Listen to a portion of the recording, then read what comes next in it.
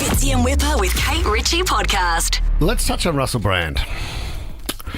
The update is, we touched on it yesterday also, that YouTube has said, no, I'm sorry, we're not going to run your videos anymore. So he's now on this subscription-based server, Rumble, where I think he does about 5 videos a week. That's kind of what he was roughly doing on YouTube to his subscribers. And I think he was making around $1 million a year.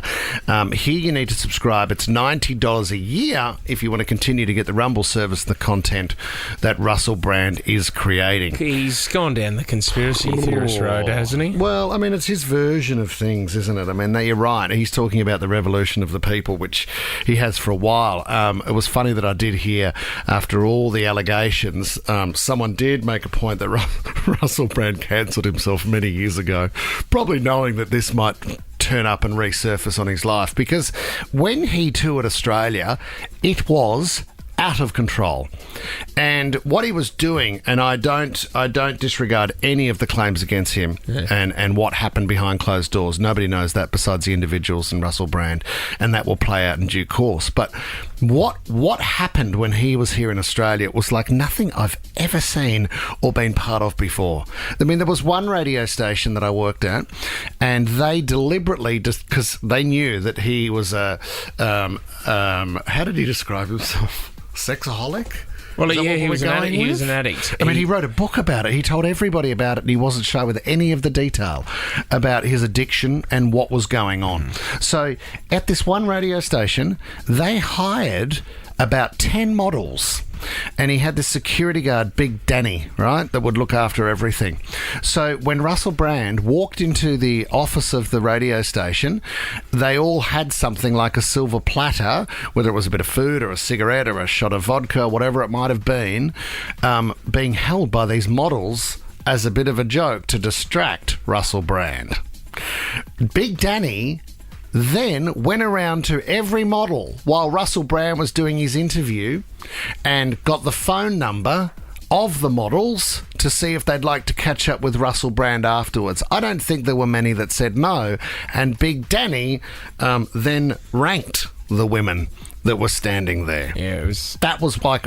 And then we went to this party with Russell Brand and the team, and the way it worked, if Russell saw...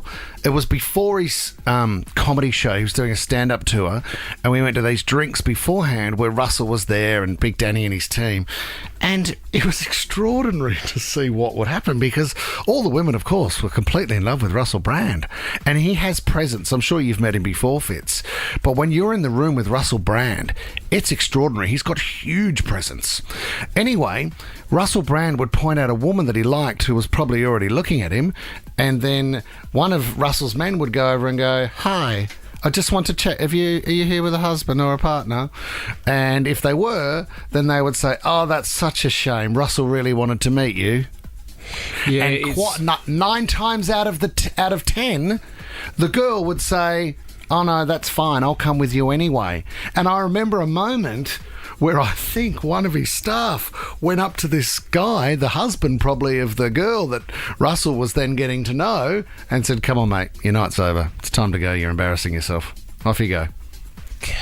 It was just like a storm had blown into town. I do remember when we interviewed him the first control. time. He wasn't interested in us. Like, he does. And the thing is, I remember at the radio station, because I didn't know his background, but I do remember I remember the girls from the office hanging around outside the studio, and he just didn't want to. He had no eye contact with us at all.